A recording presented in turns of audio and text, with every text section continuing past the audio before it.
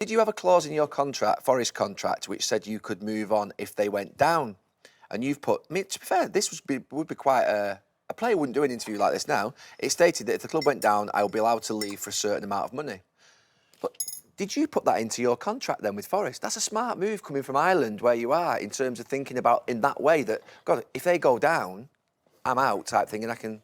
You didn't fancy him, huh? I've done a lot of bad things, Gary, and silly things, but that was probably one of my smarter You know what I'd like to ask moves, you there, Roy? You know, when you're manager of Sunderland, what you've said if a player wanted that clause? I didn't get involved in the contract. Joke aside, I didn't get involved in anything like that. Did you do that purposely for that reason? Yeah, I just didn't want to get bogged down by contracts. Let the board take care of it. I never done a contract with any player, Jamie. I kept away from that. It made my life definitely easier. But Forest obviously were reluctant to do it, but we were fighting relegation. I just thought, I must have heard on the grapevine other players must have had clauses in. So yeah. And it worked out well because you see the problem players have now leaving. Yep. But if you have a clause in it, it's kind of is clean. Yeah. And Forest was still getting I wasn't trying to get a get-out clause that was like that's cheap for Forest. Forest were getting good money. It was like a record. So we're going, yeah, you could win and I could win, and it makes it kind of The way the game's gone now, clubs want that clause now, don't they?